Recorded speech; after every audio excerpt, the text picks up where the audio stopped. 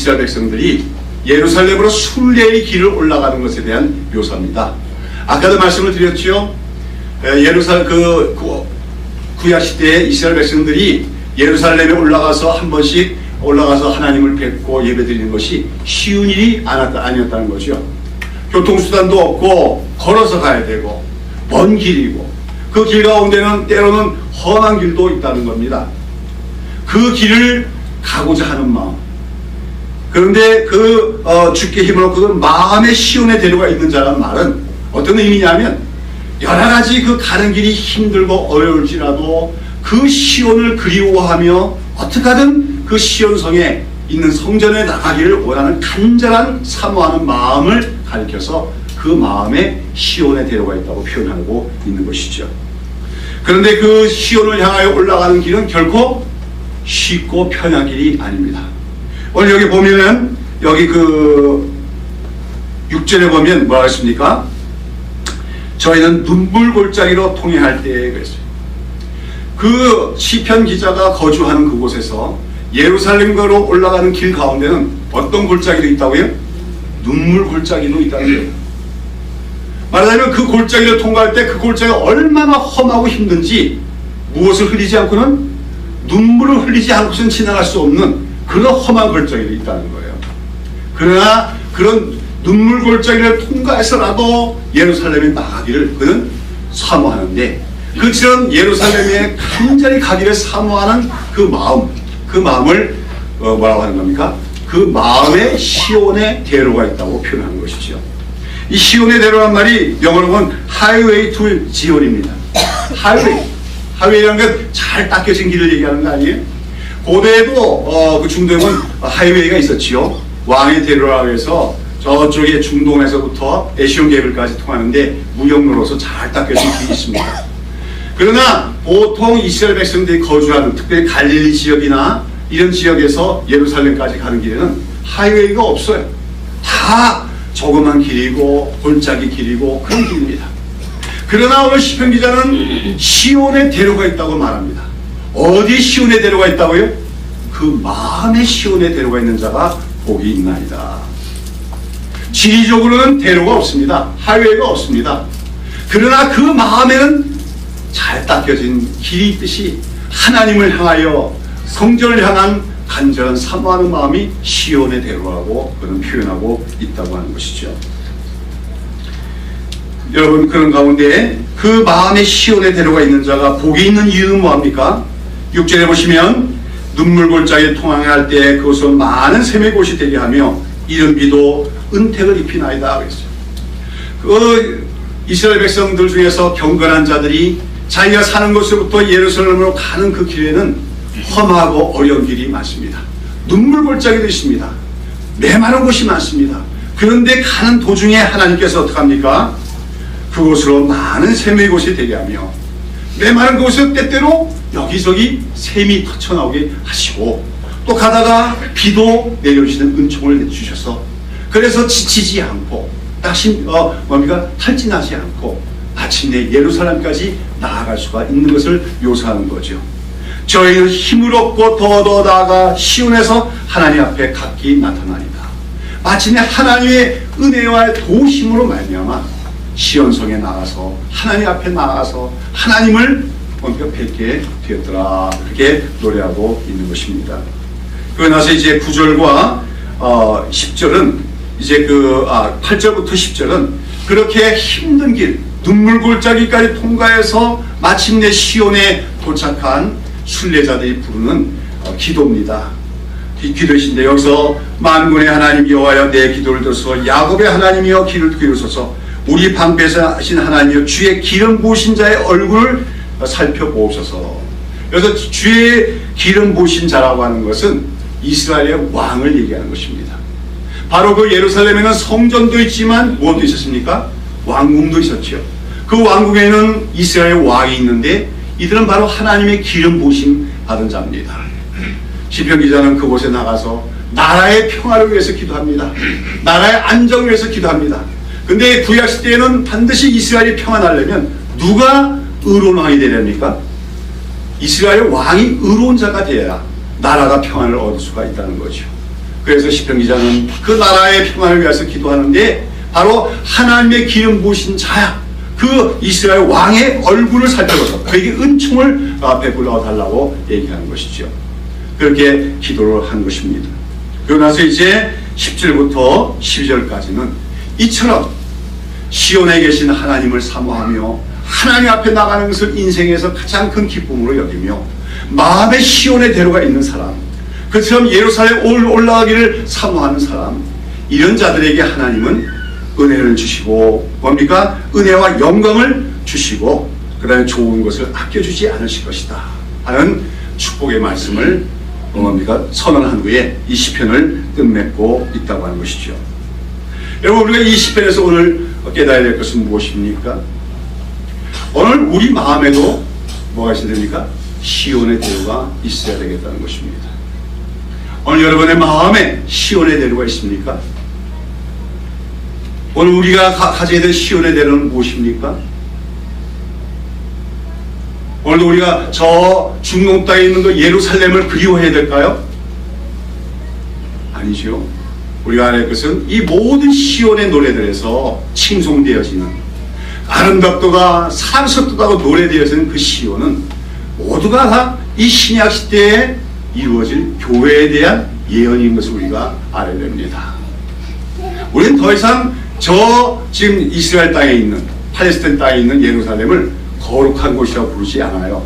사실은 엄밀하게 말해서 오늘날에도 그 예루살렘을 여행하는 걸 성지 여행이라고 얘기하는데 사실은 조금은 맞는 말은 아닙니다. 그것은 더 이상 성지가 아니에요. 성지가 아니기 때문에 하나님 버리신 땅 아닙니까? 그리고 그 예루살렘은 더 이상 거룩한 도시가 아닙니다. 그러면은 여기서 구약 시대의 예루살렘은 아름답다, 영광스럽다 얘기한 그 예루살렘은 도대체 무엇이냐? 바로 이제 하나님의 구속 역사 속에서 예수님이 이 땅에 오시고 예수님이 십자가에 죽었다 살아나신 이후에, 그리고 또 오순절날 성령이 이 땅에 임하신 후로는 주님을 믿는 자들의 공동체인 이 믿음의 공동체인 교회가 바로 이 신약 시대의 예루살렘 시온성이 되는 줄로 믿습니다. 그러니까 오늘 이 시편에서 그 마음의 시온의 대로가 있는 자는 복이 있다는 말은 다른 말로 하면 무슨 말이 됩니까? 바로 이 신약 시대의 예루살렘과 같은 교회를 사랑하는 자가 복이 있다고 하는 것입니다. 교회를 사랑하는 자가 복이 있다. 교회를 간절히 사랑하는 자가 그 마음의 시온의 대로가 있는 자라고 오늘 얘기하고 있는 것이죠. 우리가 다시 한번 성경을 잘 읽으면서 이해될 것이 대단히 중요한 건데, 우리가 이 땅에 있는 예루살렘은 더 이상 거룩한 곳이 아니고 바로 시편 기자들이 영광스럽다고 얘기한 그 시온도 아니라는 것을 알아야 됩니다. 그래도 불구하고 예루살렘 가는 걸 성지라고 얘기하는 것 정도가 아니라 지금 이 땅에 있는 그 예루살렘은 거룩한 곳을 여기며 그곳이 평안하기를 위해서 기도해야 된다, 이렇게 주장하는 사람들이 있어요. 미국의 기독교인들 중에서 예루살렘을 위하여 기도하는 모임이라고 하는 자들이 있습니다.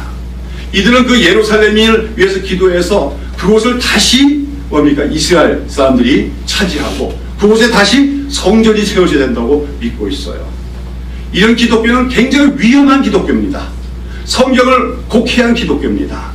사실 이러한 잘못된 견해 때문에 사실 중동에 대한 미국의 태도에 상당히 영향을 주게 되고 중동에 여러 가지 계속해서 갈등이 일어난 이유 중 하나가 되어 있어요.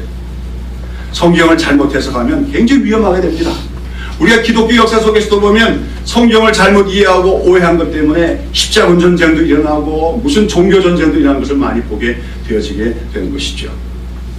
오늘 우리 한국교회를 바라보면 성경을 잘못 이해했기 때문에, 성경을 그릇되게 해석했기 때문에 일어나는 폐단들이 적지 않습니다. 그 중에 하나가 성전이라고 하는 사상이죠. 교회당을 가르쳐 성전이라고 그러고 그 성전을 거룩하게 아름답게 크게 짓는 것을 하나님께 영광이라고 생각하지만 그것은 모두가 다 성경을 곡해하고 잘못 이해하고 있는 것입니다.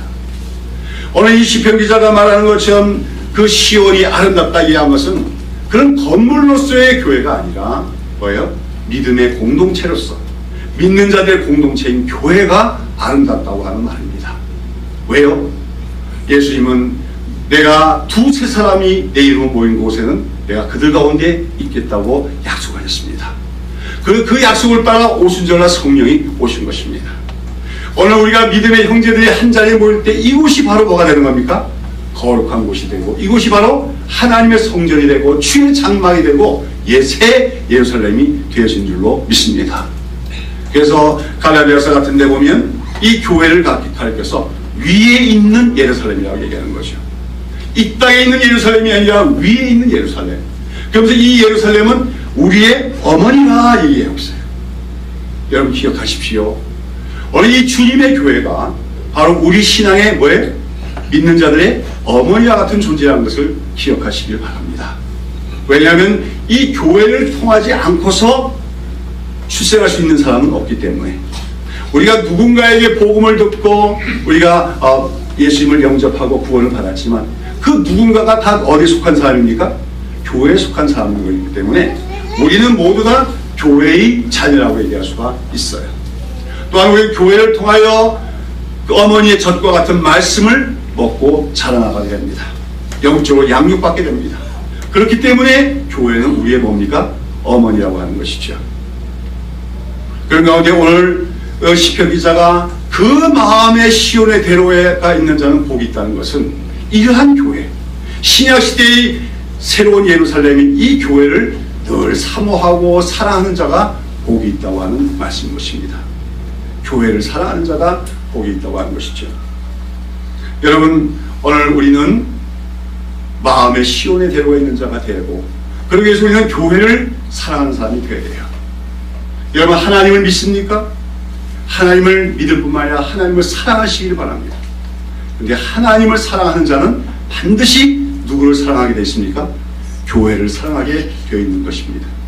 아까도 말씀드린 것처럼 교회는 위에 있는 예루살렘이여 우리의 어머니라고 얘기했죠. 그래서 칼빈은 그런 얘기를 했습니다. 하나님을 사랑한다고 하면서 교회를 사랑하지 않는 자는 거짓말하는 자다. 왜냐? 하나님이 우리의 믿음의 아버지라면 교회는 우리 믿음의 어머니이기 때문이라고 했습니다. 오늘 제가 이 시편의 배경을 설명을 했습니다만, 이 시편 기자들이 정말로 그 시온을 얼마나 그리워합니까? 그러면서 그곳에 가기를 얼마나 힘씁니까? 많은 어려움이 예상되고 많은 난관이 있음에도 불구하고 눈물골짜기를 통과해서라도 올라가기를 원했던 그 시온, 그것이 오늘 우리의 몸된 교회라고 하는 것입니다. 우리는 오늘 교회에 출석하는 자가 되서는 안 되고 교회를 사랑하는 자가 되어야 됩니다. 오늘 보면 그 하나님의 집 문지기로 있는 것이 좋다고 얘기한 것처럼 정말 교회에서 맡겨진 작은 직분 하나도 영광스러운 직분을 여기고 우리가 충성할 때 우리는 마음의 시온의 대로가 있는 자가 되어진 줄로 믿습니다. 특별히 우리는 오늘 이 교회를 정말 아름다운 교회로 세워나가는 그러한 데 우리가 다 같이 힘을 합하고 노력해야 될 줄로 믿습니다. 예루살렘은 영광스럽습니다. 예루살렘은 뭡니까? 아름다운 곳이었습니다. 왜냐하면 거기에 하나님이 임재해 계셨기 때문에요. 그러나 이스라엘 역사 속에서 이 예루살렘 성이 마침내 무너지고 맙니다. 멸망당하고 맙니다. 왜요? 바로 예루살렘답지 못하게 되었기 때문에, 하나님 중심의 삶이 없었기 때문에, 하나님의 뜻대로 행하는 삶이 없는 예루살렘 도성이 됐을 때 하나님은 아낌없이 예루살렘을 파괴해버리고 버리신 것을 기억해야 됩니다. 이것은 오늘날의 신약시대의 교회도 마찬가지입니다. 교회가 교회답지 못할 때, 교회가 교회로서 가져야 본질을 갖추지 못할 때 하나님은 오늘 이 시대에도 어떤 한 지역의 교회들, 어떤 한 국가의 교회들을 하나님은 다 버리실 수가 있음을 기억해야 됩니다. 오늘 우리는 한국 교회를 바라보면서 그런 안타까운 마음을, 두려운 마음을 갖지 않을 수가 없어요. 교회는 본질적으로 영광스러운 것입니다. 교회는 본질적으로 새 예루살렘 같은 것입니다. 그러나 그것은 교회가 어디까지나 성령으로 충만하고 하나님 말씀에 순종하고 정말 그곳에 하나님이 임재해 계시고 우리 모든 각 사람이 정말 마음의 시온의 대로를 품고 하나님을 사랑하고 또 주님의 말씀에 순종하는 공동체가 되어질 때 그 예루살렘과 같은 교회는 영광스럽고 아름답고 사랑스러운 것이지만 교회가 그러한 본질을 상실할 때 하나님께서는 옛날에 구약시대에 예루살렘 성을 버리셨던 것처럼 오늘날 이 시대에 눈에 보이는 교회를 하나님께서 버릴 수도 있음을 기억해야 될 줄로 믿습니다. 그러므로 오늘 우리가 우리 마음의 시온의 대로를 가져야 되는 가장 중요한 것 중에 하나가 교회를 위하여 봉사하고 교회를 위하여 우리가 물질을 드리고 그러고 또 열심히 모이는 것과 더불어서 주님의 이 몸된 교회를 더 아름다운 교회로 세워나가기 위해서 힘을 모으는 것인 줄로 믿습니다.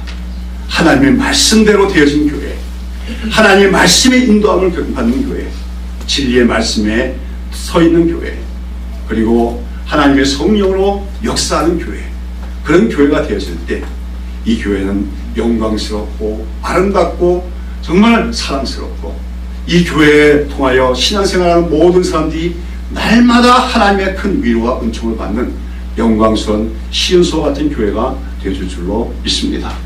사랑하는 여러분, 하나님을 믿고 사랑하십시오. 그리고 하나님을 사랑하시는 마음으로 주님의 몸된 교회를 사랑하십시오. 시온과 같은 교회를 사랑하시고 그 마음의 시온의 대류를 품는 여러분 되시기를 축원합니다. 그러기 위해서 우리가 오늘 이 교회를 위하여 늘 눈물로 기도하며 우리가 더 힘써 봉사하는 가운데 정말 우리 이 교회를 통하여 하나님이 임재해 계시구나, 이것을 다른 사람들도 우리가 마침내 목격하고 찬양할 수 있는 날이 올 때까지 이 교회를 더욱더 아름답게 갖고 가는 그 일에 함께 동참해 나가는 우리 성도들 되시기를 예수님의 이름으로 축원합니다. 기도하겠습니다.